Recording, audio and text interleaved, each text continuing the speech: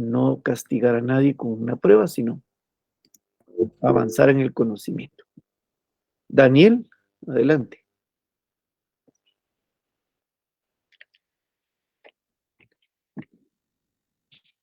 Tienes apagado tu micrófono, Daniel. Perdón, licenciado, mucho gusto. Como yo les relaté que no soy muy bueno en esta cosa de la computadora, ¿dónde es donde podemos ver las notas? Disculpe, licenciado. Ok, las notas las va a poder ver publicadas en la página de la facultad. Aún, como dije al inicio, no he pasado notas, pero solo les mostré una herramienta interna donde yo puedo ver el desempeño de las evaluaciones. Me falta aún revisar y me falta luego ordenar, depurar, luego trasladar las notas, pero les voy a mostrar en dónde van a estar publicadas para que sepan. Las notas se publican aquí, en la página de Derecho, que ahora es Derecho, bueno, desde hace un par de años, derecho.cloud, y aquí ustedes entran en donde dice estudiantes y donde dice cartelera virtual. Al darle un clic les va a abrir esto y se van aquí donde dice primer semestre, le da clic y les pasa a otra y aquí dicen, vamos a ver, notas del semestre. Le da clic otra vez, o sea, es el cuarto clic, ¿verdad? Y por el momento, no sé qué es lo que hay aquí publicado. Quiero ver. Ah, estas son del primer semestre, todavía no están habilitadas las de segundo. Bueno, pero es ahí. Aquí en notas de semestre y aquí tienen que aparecer. Busca usted su curso. En este momento, pues del segundo semestre aún no hay. Y luego, pues ya puede descargar por ejemplo, veamos con alguna de las mías de comunicación del semestre pasado. Entonces usted se viene por acá y no me acuerdo si esta era mía. Y ahí va a aparecer el acta.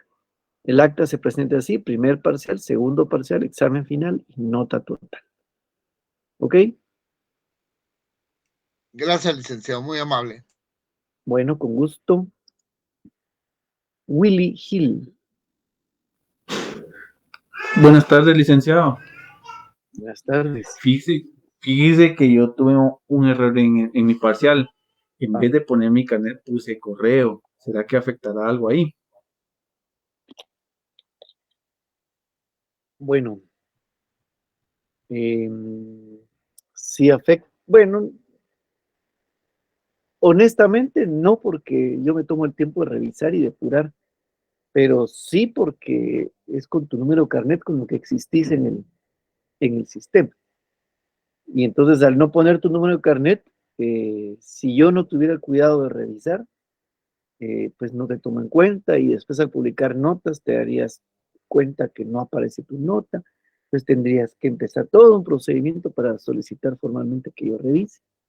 Así que ahorrémonos el procedimiento y decime de una vez, por favor, espérate.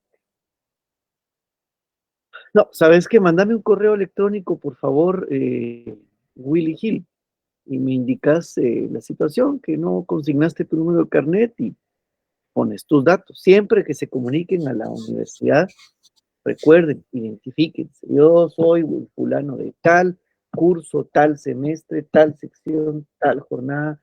Este es mi número de carnet y de tal curso, con tal profesor, esto es lo que necesito, ¿verdad?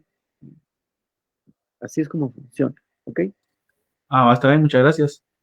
Buen provecho. Marlon Charuco. Buenas tardes, licenciado. Hola. Una consulta. En el examen habían preguntas directas, ¿verdad? Pero creo que aclaró un poquito de lo que ha comentado de la revisión, ¿verdad? Porque como un ejemplo, ¿verdad? Tal vez una pregunta directa era la respuesta, la ideología. Y si alguno puso ideología, ¿verdad? No sé si el sistema, o mejor dicho, el mismo formulario lo va a marcar como buena, ¿verdad? Por esa palabrita, la.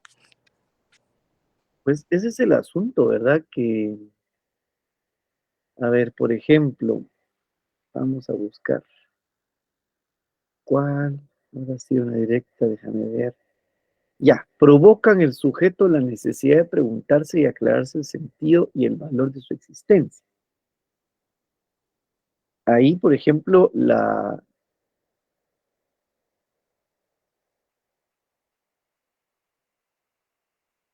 respuesta correcta era actitud filosófica, ¿verdad? Pero si alguien escribió la actitud filosófica, eh, pues no va a estar bien, porque lo único que puede hacer el sistema es detectar si usted usa mayúscula o minúscula. Y si puso actitud filosófica con mayúscula o con minúscula o con una combinación de ambas, se lo topa, ¿verdad? Pero si puso la actitud, esa no, el sistema no lo puede reconocer. Y si usted va al libro, no dice la actitud filosófica, dice actitud filosófica, ¿verdad? Sin embargo, estoy revisando y sí hay algunos que pusieron la actitud filosófica, pero son poquísimos. Hay quien puso la cuestión existencial, la universidad, la angustia, imagínense, la sabiduría, el idealismo, la filosofía, la angustia, ¿verdad? Sí que son dos o tres que pusieron la actitud. Me imagino que vos has de estar como uno de ellos. Vamos a revisar. Posiblemente. Pues no sé por qué, ¿verdad? Habrán señales, dice el meme, ¿verdad? Vamos a revisar así con cariño para que su Ya ni nota. me recuerdo qué puse. Es mejor así, vos, no lo penses. Aceptar lo que ve. Así es la vida. Exacto. José Méndez, a ver. Muy buenas tardes, licenciado. Deseándole bendiciones en sus actividades. Con una consultita, fíjese que el día de ayer en el examen yo no pude tomarle captura ni foto a una pregunta. Únicamente es una consulta para que me corrija si estoy bien o estoy mal. Era acerca sobre qué filósofo era el que decía que los sentidos pueden engañarnos. Ok, bueno, Y usted había puesto ahí tres respuestas posibles, que era, si mal no recuerdo, Sócrates, Aristóteles y Platón. Pero fíjese que, pues a mi punto de vista, pues con lo que nos ha enseñado es René Descartes. No sé si estará bien o estará mal, licenciado, disculpe. bueno, vamos a repasar ahí. Con mucho gusto. Dice la pregunta, este filósofo afirmaba que los sentidos pueden engañarnos porque cada persona puede fijarse en uno u otro rasgo de objeto. O simplemente, cada uno puede formarse una opinión distinta sobre la realidad, tal como está pasando en este momento entre tu percepción de la realidad, la que yo tengo y la que tienen todos, y lo que está escrito en el libro, ¿verdad? El tema alude precisamente al idealismo platónico y la respuesta correcta es Platón. Puedes buscarlo en la página 25, de la 24 a la 26, y por ahí te puedes corroborar lo que afirmaba Platón. Ok, muchas gracias, licenciado. ¿Será que me puede brindar el correo? Ay, Dios, mi Lilith. Es nuevo, por lo visto. No bajaste ni las presentaciones.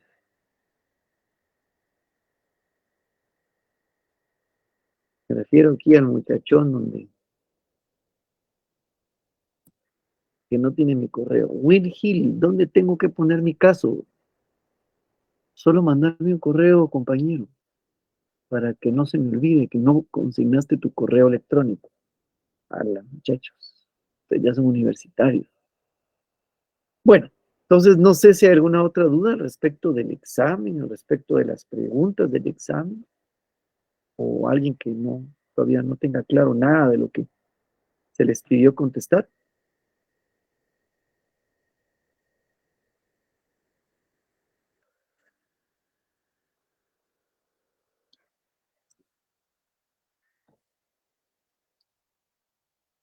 Bueno, entonces en vista de que todo está más claro que la misión de la India a la Luna, entonces vamos a avanzar.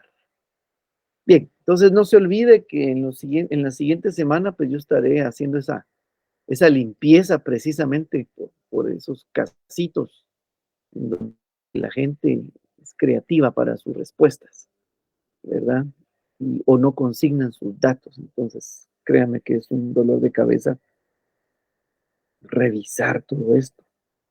Y eso que la verdad, honestamente, usar los formatos del Google Form o el Moodle, que ahí va a ser el segundo parcial, creo yo, lo aliviana un poco, porque cuando era solo escrito en papel, ah, era una cosa terrible. Terrible. Bueno, la acción humana, página número 53. Vamos a conversar entonces brevemente, ¿verdad? Para concluir esta primera gran unidad. Y pues este tema que era parte de esta unidad y ya no nos dio tiempo a abarcarlo para la evaluación, pero lo vamos a conversar.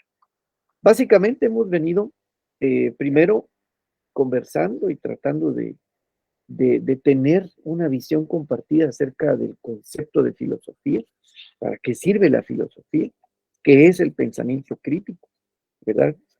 Y además yo les he tratado siempre de dar alguna explicación, ¿verdad?, acerca de cómo funciona el cerebro y es ahí donde la filosofía es en extremo útil. Las características formales de la filosofía, pues una reflexión acerca de la opinión a la sabiduría, que ese es el gran problema del ser humano, ¿verdad? Que el asunto está que si no fuéramos nosotros profesionales y vamos a detentar, vamos a ostentar esa categoría más adelante, en el caso suyo, la exigencia no sería tal, aunque la exigencia debiera ser para cualquier individuo, pero se hace énfasis en alguien que viene a la universidad a formarse. Entonces, hay que conocer cuando uno está limitado por su ignorancia y cuando uno tiene las herramientas, y como me dijo un maestro, cuando uno tiene la cabeza bien amueblada, ¿verdad? Entre otras cosas. Entonces, seguidamente a ello, hablamos acerca de la filosofía y la visión del mundo. Tal vez aquí pues muchos se me perdieron en tanto que está presentado un poco de forma cronológica, con autores, con conceptos y con algunas fechas, pero la intención de esto es lo siguiente, es poder mostrarles, ¿verdad? ¿Dónde está la información de cuáles son las ideas que le dan forma al pensamiento, digamos, en la sociedad? Y que en el mundo entero, los grupos sociales y las personas tienen distintas formas de entender el mundo. Y que esas formas de entender el mundo tienen un asidero o se remiten a una forma de pensamiento. Y que esa forma de pensamiento generalmente y mayoritariamente para nosotros los que tenemos la conformación occidental de la vida, viene de la antigua Grecia. Y por eso partimos de ese punto para conocer algunos datos relevantes, pero principalmente digamos, esa distinción que hay entre, ay, perdón, esa distinción o esa división que existe entre el idealismo, el materialismo y el intersubjetivismo, como esas tres grandes corrientes de pensamiento en donde cada una tiene pues aristas, ¿verdad? Y entonces se desarrolla. Y eso es importante ¿para qué? Para poder darle coherencia a nuestro pensamiento, para, para poder ayudarnos a nosotros mismos a avanzar, ojalá también alcanzar madurez, a estructurar o simplemente entrenar nuestro pensamiento y la forma en cómo producimos las ideas. Luego de ello, empezamos a hablar de la libertad, la definimos, hablamos que se puede entender la libertad desde un concepto materialista desde el existencialismo, ¿verdad? Porque es racional. Y por ahí nos quedamos. Ahora toca el capítulo 4 y es ahora hablar de la acción. Ok, entonces ya tenemos algo de teoría, tenemos algunas referencias prácticas, digamos, maniqueas para efectos de poder describir la cosa, pero ahora vamos a la praxis, ¿verdad? Esa praxis, ok, ¿y qué hago yo con todo aquello? Eh, Básicamente, primero es tratar de ubicar en dónde está nuestra forma de entender el mundo, desde donde nosotros aprendimos a comprender la realidad. Y se nos presentan estos dos primeros grandes conceptos filosóficos, la libertad y luego la acción humana. También vimos dentro eh, de, la,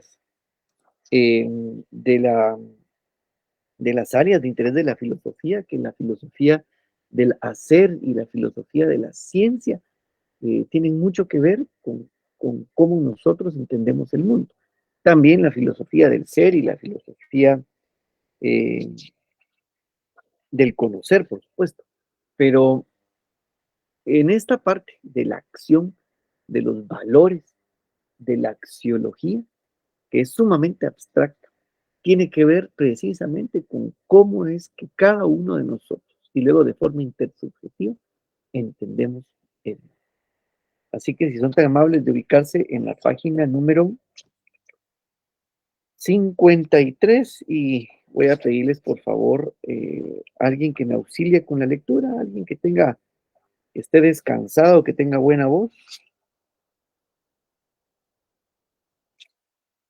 Solo uno, hombre, no se amontone.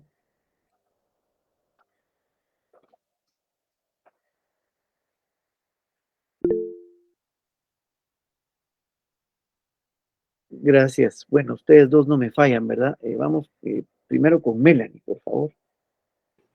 Ok. La La, acción humana. Y la por acción, favor, ajá. lea completo el tema ¿es la moral una señora regañona? O sea, páginas 53, 54, 55, 56. Ok, entonces comienzo el de, ¿es la moral una señora regañona? No, lea el párrafo anterior también. Ah, Gracias. la racionalidad hace libre al ser humano, pues le permite elegir sus acciones. Sin embargo, no siempre los sujetos actúan movidos por una auténtica libertad. Al contrario, pareciera que una persona jamás podría ser libre si guiara siempre sus pasos, movido por la moral. De hecho, la idiosincrasia popular define la moral como una serie de reglas rígidas y obligaciones que deben cumplirse para no caer en el pecado. Este capítulo analiza la acción humana desde la perspectiva filosófica, es decir, trata sobre la moral entendida como una forma de saber racional. ¿Es la moral una señora regañona? Adela Cortina hace esa comparación. Se suele pensar en la moral como una señora regañona, que prohíbe hacer muchas cosas placenteras y que ve todo como pecado. Señala la autora que parecía, pues, que la moral debía consistir en mandatos encargados de amargar la existencia al personal, prohibiéndoles cuanto pudiera apetecerles. 1996, página 17. Quizás esa sea la percepción más generalizada. De ahí que muchas veces la religión sea un refugio personal para lavar culpas y sentir la necesidad de que éstas sean perdonadas por una autoridad superior. El pensamiento religioso domina muchas áreas de la vida en nuestras sociedades. De hecho, se deriva la frecuente vinculación entre moral y religión. Casi siempre se piensa que una persona muy religiosa es más propensa a hacer el bien y a poseer altos valores morales. Sin embargo, con frecuencia surgen noticias sobre múltiples casos de pederastía entre los sacerdotes católicos y pastores de iglesias evangélicas.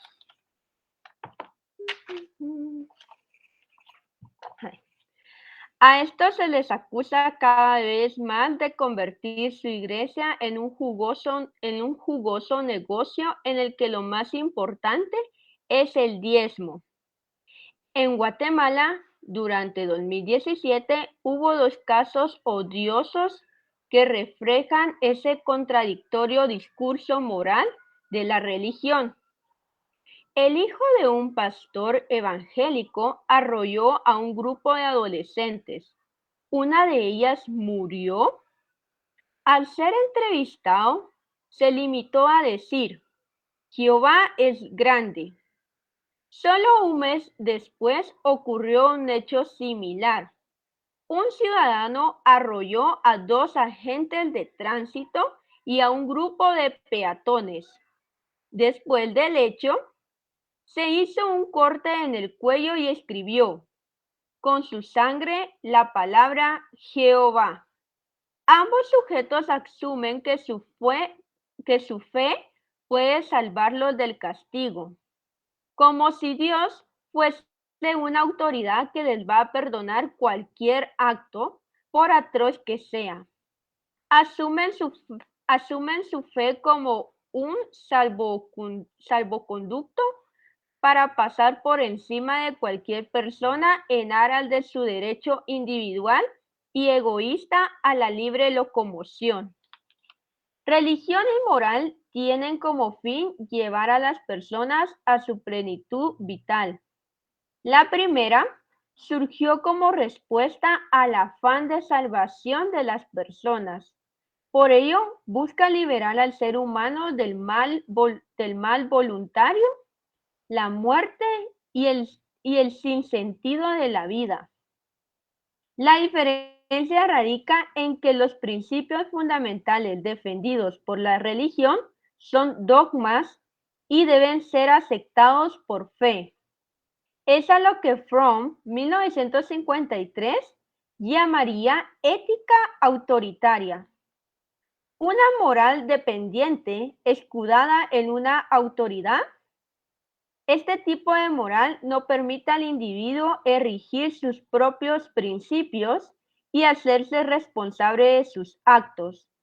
A ella se le contrapone la ética humanista, esa que surge del interior del individuo plenamente desarrollado y consciente de sí mismo, individuo cuyos principios morales surgen de consensos y deben ser aceptados racionalmente.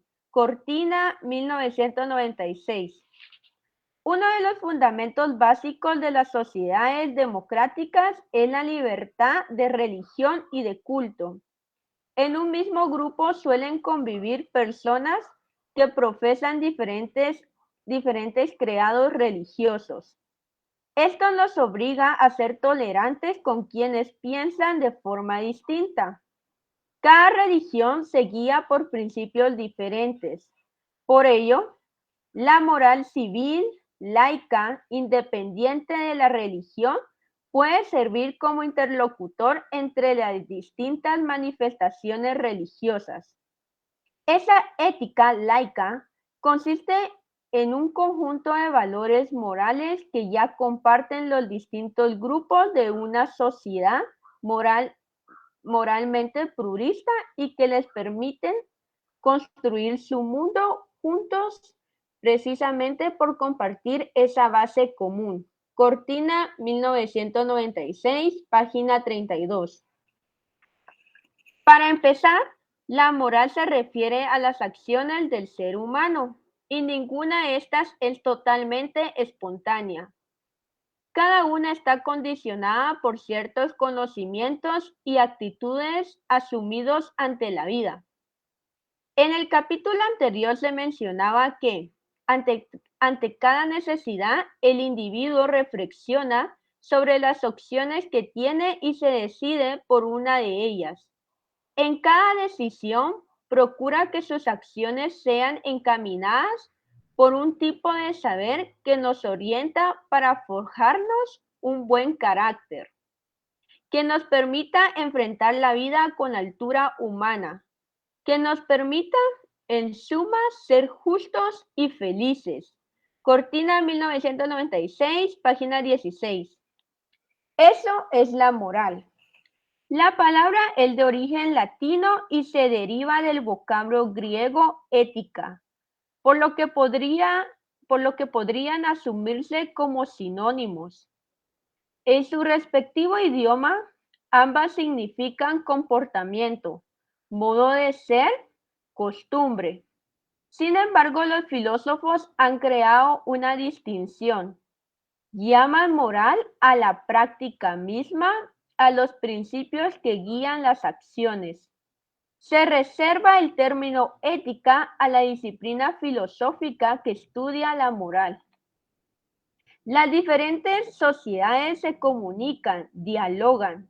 De esa manera se van consolidando principios morales de validez cada vez más amplia o que trascienden la propia comunidad. Por ello, no se puede hablar de un relativismo moral en el que cada individuo o cada grupo establece sus propias normas. De hecho, la altura moral de una persona se evidencia cuando ésta es capaz de trascender la propia cultura y adopta conductas válidas para una comunidad cada vez más amplia. Los sujetos con pobreza moral se cierran a su grupo y suelen ver con desconfianza al resto. Es lo que sucede, por ejemplo, con Donald Trump. Su estrechez moral hace ver como enemigo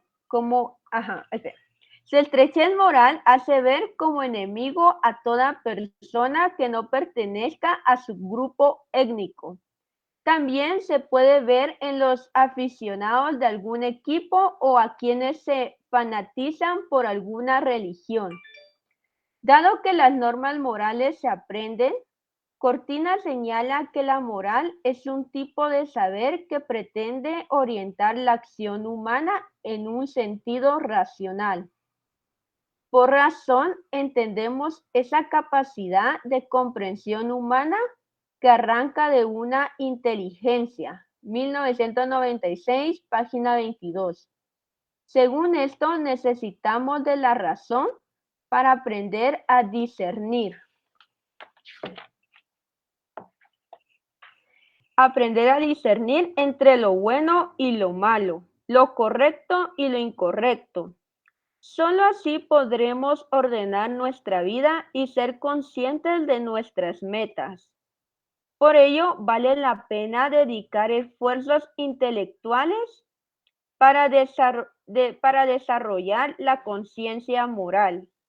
Con ello es posible evaluar las acciones y saber de antemano si son buenas o malas, o comprender que unas son moralmente mejores que otras.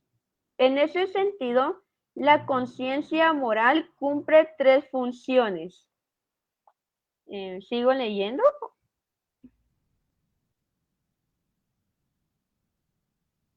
Sí, termínalo, por favor. Ok. La conciencia moral cumple tres funciones.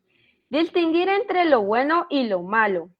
Comprender las diferentes consecuencias que traerá obrar de una u otra forma. Por ejemplo, permite reconocer que dialogar con una persona para establecer acuerdos es mejor que golpearla. También permite evaluar los valores positivos que poseen otras culturas y sociedades. Número 2. Orientar las acciones de forma que sean coherentes con los valores que se posean. Por ejemplo, imaginemos que un asesino ofrece pagar a un abogado 100,000. Si le arreglara todo para quedar libre. La conciencia moral del profesional le permitirá evaluar la inmoralidad de la propuesta. Así la rechazará para respetar la ética profesional. Por supuesto, tiene la obligación moral de defenderlo, pero no para luchar a toda costa por dejarlo libre, sino para que se le juzgue de acuerdo con el debido proceso. Número 3. Autocrítica. La moral actúa como juez interno que aprueba o reprueba una acción realizada. Si el abogado del ejemplo anterior acepta la propuesta, seguramente su conciencia le juzgará como inmoral o lo hará cargar con un complejo de culpa. En cambio, si la rechaza o aclara su papel al presunto implicado, su propia conciencia le permitirá sentirse bien. Moral y libertad van de la mano. Soy libre cuando, gracias a mi desarrollo moral, puedo realizar las acciones que me permiten desarrollarme plenamente, de acuerdo con mi sistema de valores. Dejo de ser libre cuando traiciono mi moral y mi escala de valores. En la práctica, contradicen los valores que supuestamente defiendo. Como dice Fromm, la ética permite que el sujeto sea la realización de sí mismo y de sus potencialidades. 1953, página 9. Gracias, Melanie, muy amable. Bueno, pues estamos acá compartiendo esta lectura dirigida, y ahora vamos a hacer algunas reflexiones acerca de la acción humana. Entonces, con la lectura que la compañera pues tuvo a bien realizar, podemos anotar y subrayar por allí esta definición de moral, ¿verdad? Concerniente al bienestar de otras personas y nuestra propia responsabilidad para con ellas. Los problemas y los preceptos morales se refieren eh, a las acciones que dañen o beneficien a los demás. Esta es una alusión a moral que hace Mario. De acuerdo con este texto que leímos, la racionalidad hace libre al ser humano, pues le permite elegir sus acciones. Y se recordarán cuando hablamos de la libertad y hablando de la definición que nos da el existencialismo que promueve Sartre, ¿verdad? Y nos hablaba de eso, de la libertad como una condena, y que también estamos condenados entonces a elegir. Son nuestras elecciones las que nos otorgan precisamente la libertad de ser libres. Pero esas elecciones vienen de la racionalidad, y es en la racionalidad en donde las ideas, el pensamiento, buscan de dónde asirse para validarse. Y entonces aquello donde yo mi decisión la tomo basado en lo que es bueno, lo que es correcto, lo que es útil, ¿verdad? Lo que no daña a los demás.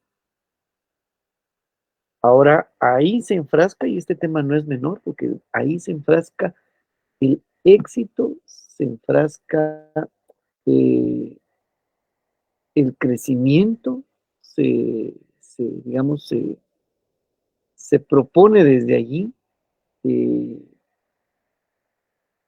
una ilustración del espíritu. Pues. En otras palabras, pues yo me he percatado que muchos de los problemas laborales, por ejemplo, o de discusiones profesionales, ¿verdad? Entre pares, o incluso a nivel de colegas, compañeros de universidad, amigos, generalmente tiene que ver con la coherencia del pensamiento de ambas partes, de uno y otro sujeto, y su capacidad de comprender la situación que deviene precisamente de sus valores morales, cualesquiera que esto sea. De ahí por eso hablar entonces de religión y moral. Moral es la forma de saber racional, que se refiere a las acciones del ser humano. Y entonces nos vamos a referir a la moral laica, que garantiza el respeto a todas las formas de religiosidad y de pensamiento. Y nos referimos de esta manera para tener un marco más general, porque claro, los más de 1000 años de desarrollo del pensamiento cristiano, pero en particular esos 1000 años de la Edad Media, en donde se desarrolló ese eh, bueno, se decantó en la escolástica, ¿verdad? Y después en ese pensamiento ultraconservador religioso, hegemónico, que luego se deriva en las distintas corrientes religiosas, también cristianas, y otras corrientes ahora más visibles, no cristianas, pero que son, eh, pues, tienen la creencia en un solo Dios, ¿verdad? Entonces, generan toda una serie de cánones, ¿verdad? De costumbres, de ritos que le dan forma al pensamiento de las personas. Y entonces es su asidero y piensan que por estar, digamos, congraciados con ese catequismo y con ese canon, cualquiera que este sea, entonces su pensamiento es el bueno y sus acciones, por lo tanto, son las buenas.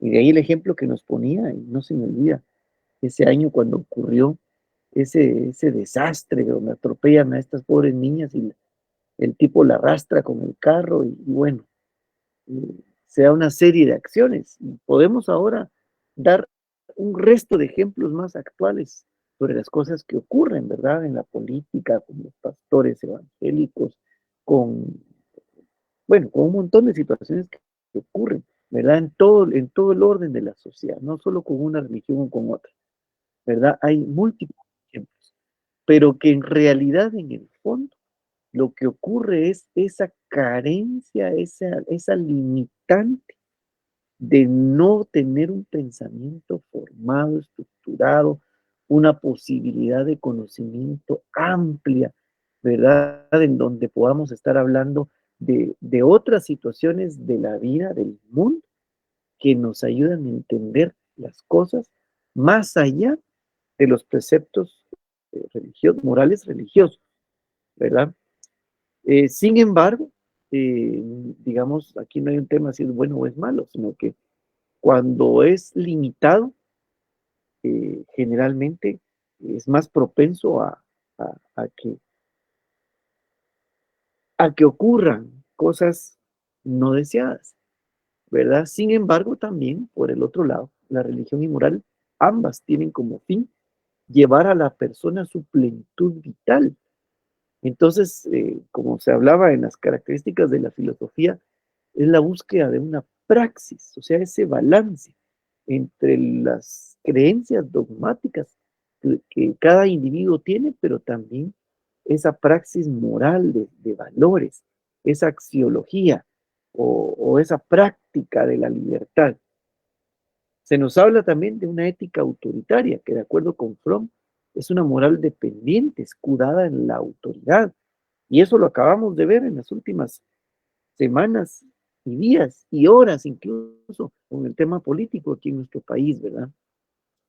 La ética laica también, de acuerdo con Cortina, es un conjunto de valores morales que ya comparten los distintos grupos de una sociedad moralmente pluralista. Y tal vez por aquí se va desenredando la cosa, ¿verdad? Para que no se lo tome personal. Una sociedad moralmente pluralista. Quisiéramos llegar a eso, ¿verdad? Una sociedad en donde hay integración, existe respeto, hay pluralidad del pensamiento. Sin embargo, sabemos que no es así. Quien no está alineado en nuestra sociedad guatemalteca, para no ir más lejos que ello, alineado al sistema, a la parte conservadora del asunto, ¿verdad? Pues sencillamente es rechazado, ¿verdad? O es bulineado, pues, ¿verdad? Y así pasa, y ahora lo vamos a ver con este cambio político que va a ser tirante y va a haber todo un estallido social, pero si tiene éxito el cambio político, también habrá una nueva, digamos, equilibrio de fuerzas y veremos entonces si se logra ese equilibrio y si ese equilibrio pasa a otra situación, como ocurre en otros países, en donde se da cara vuelta la moneda con esta cuestión, ¿verdad? Y de nuevo, yo trato de ser muy objetivo y de entender la situación, porque al final el punto es la parte más general de la vida y esencial, es el uso de la razón. Pero sabemos que las mayorías no se guían por su razón, sino por sus emociones y por esa moral religiosa y por esa ética autoritaria que es lo más cercano, que es lo más común, que es lo más inmediato. Y aquí Adela Cortina, con su libro ¿Para qué sirve realmente la ética?, dice que la moral es un tipo de saber que nos orienta para forjarnos un buen carácter, que nos permita enfrentar la vida con altura humana. Pero carácter no es sinónimo de violencia, como desgraciadamente en toda América nos hizo creer la derecha conservadora, ¿verdad? O la izquierda ultra fanática, ¿verdad? Y claro, estoy siendo laxo con mi comentario, pero el carácter no tiene que ver con la violencia, sino tiene que ver con las decisiones, con cómo elegimos, ¿verdad? Y cómo enfrentamos la vida, que nos permita, además, esas decisiones, ser justos y felices. Y aquí en este punto tengo de nuevo un material que les quisiera presentar, son 2 minutos. Es mejor que lo escuchen de la autora que aún está viva, ¿verdad? Adela Cortina. Vamos pues. Soy Adela Cortina, catedrática emérita de Ética y Filosofía Política en la Universidad de Valencia.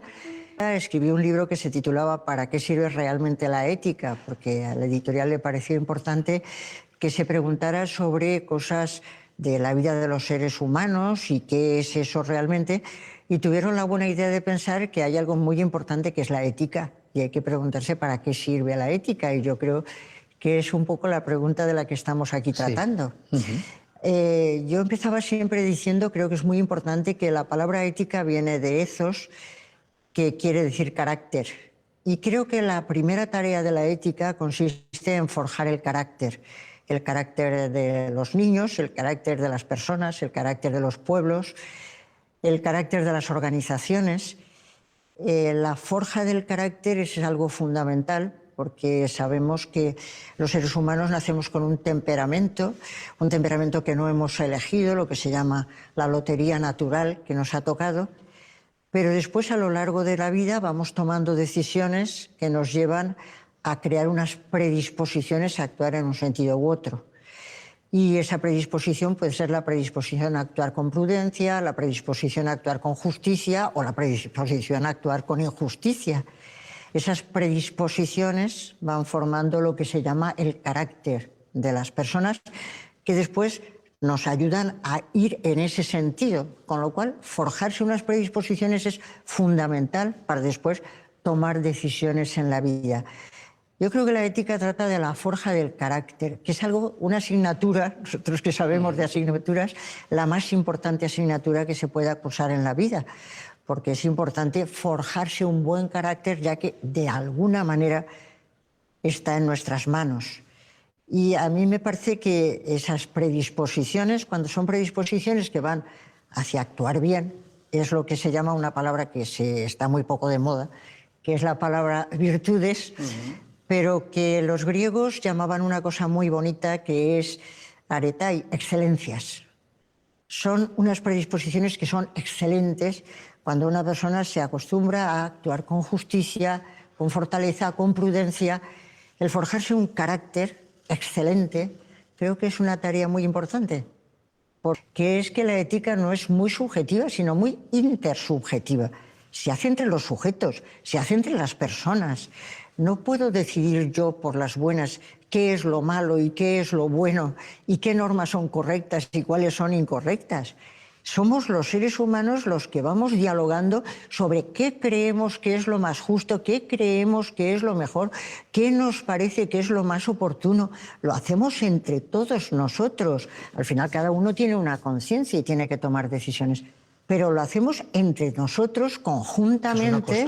Es una construcción conjunta, ¿no? Depende de cada quien, y para mí asesinar es bueno y para el otro asesinar es malo. No, cuidado. Hemos vivido mucho a lo largo de la historia para ir dándonos cuenta que el asesinato no es lo más oportuno para la humanidad, que la mentira, el robo, la corrupción no son buenas para la humanidad. Entonces no es que yo opino que me parece mal una cosa o me parece mal otra, sino que ya hemos ido históricamente llegando a la conclusión de que hay unas cosas que son mejores que otras y la hemos hecho conjuntamente. Eso es muy importante, porque si no, cuando las gentes están siempre criticando que hay corrupción, que hay maldad, pero ¿por qué critica usted si cada uno opina como quiere? Claro.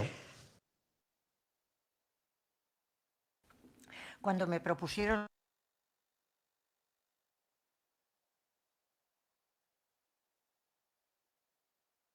Bueno, pues ahí acabamos de escuchar a la doctora Cortina, ya emérita, ya es una persona mayor, como pueden ver, pero claro, este extracto de la entrevista, que es mucho más larga, ¿verdad? Y que tiene que ver con el libro al cual hace alusión el texto y el cual también les mostré en la presentación. Creo que es muy importante escuchar de la propia autora estas ideas que son reflexiones de ella, pero que son ya universales, que están allí, ¿verdad? Y podemos verlo en todo, tal como estábamos conversando, o yo les estaba indicando acerca del tema político en el país, acerca del tema, por ejemplo, del caos en nuestra universidad, qué otros temas de moda, por ejemplo, bueno, tal vez para los que son más de, de redes y de fútbol, por ejemplo, para que tengan idea de qué estamos hablando, por ejemplo, el tema de la selección femenina de fútbol de España, ¿verdad? Campeona del mundo, que se empañó la celebración de esa situación por los actos morales del presidente de la federación, un tipo de deslable, ¿verdad? Absolutamente. Piensa que lo que hizo no es nada malo y que hay que aplaudirle, ¿verdad? Y se trata de hacer la falacia del constructo de que si es o no con consentimiento o tal. Y es justo lo que aquí dice esta señora y lo que estamos leyendo y lo que ya muchos intuimos y algunos ya sabemos. Qué cosas que son buenas y correctas, qué cosas que no. Y hemos llegado a esa construcción a lo largo del tiempo, ¿verdad? Eh, la escala de valores y éticos. El tema aún vamos apenas llegando a la mitad del tema, no queda tiempo, pero ahí nos quedan un par de minutos. Si hubiera algún comentario, vamos a parar el tema acá.